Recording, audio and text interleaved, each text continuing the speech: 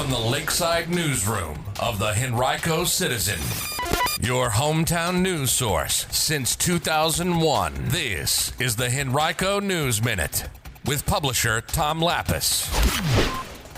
An update on airport construction plans and more concerts coming back to Innsbrook. We'll tell you about those stories and more in today's Henrico News Minute. It's Thursday, February 26, 2026. Headed for a high of 57 today under rainy skies. The News Minute is brought to you today by Safe Harbor Shelter. And now for the news. Well, an expansion project 2 years in the making will be unveiled at Lewis Ginter Botanical Garden later this spring. The newly enhanced garden is scheduled to open to the public on Saturday, May 23rd. It'll nearly double the size of the garden's conservatory and also add 7.5 acres of new outdoor spaces, as well as incorporating an additional lake into the visitor experience. All the changes are designed to create more opportunities for learning, wellness, and community connection, according to garden officials. The expansion of the conservatory will include a new tropical and subtropical house and permanent butterfly house, while existing spaces will be transformed into Mediterranean and desert climate environments. The project aims to offer more immersive and diverse plant collections for visitors as well. Wick Lake is expanding to 4 acres. It'll become a central feature of the new garden experience. You can read more about the plans right now on our website, henricocitizen.com. Even though there was no accumulating snow in Metro Richmond this past weekend, a total of 117 flights were canceled at RIC because of the blizzard that affected the Northeast. Monday's cancellations represented more than a third of all the scheduled flights at the airport. 174 of them were scheduled in total. Earlier this week, the Capital Region Airport Commission met to hear updates about a number of projects and passenger travel statistics.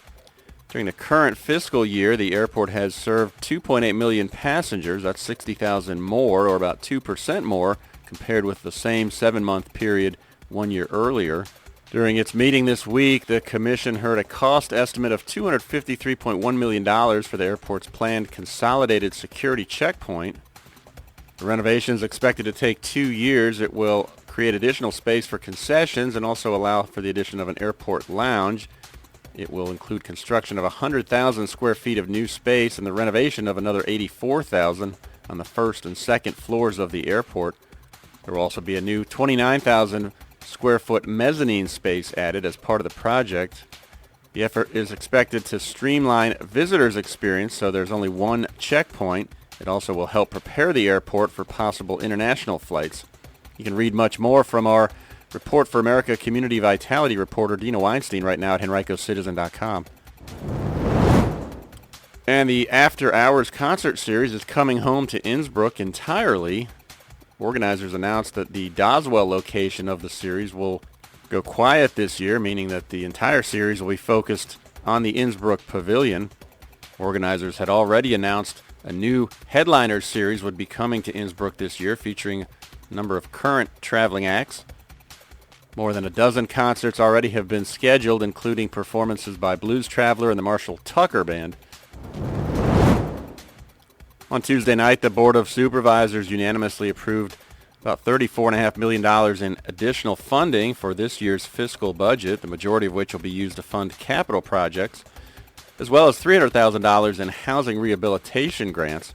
And more than $25 million of that additional funding will go towards the county's capital projects, with about $20 million allocated to public works projects that are funded mainly by the state. Of the new housing funds, about $267,000 would go toward rehabilitating housing for senior residents and those with disabilities in the county, while about $33,000 would go towards loans to Henrico small businesses. Today's Henrico News Minute has been brought to you by Safe Harbor Shelter. Did you know that financial control is a form of abuse? Up to 78% of survivors experience employment sabotage, which puts their jobs at risk.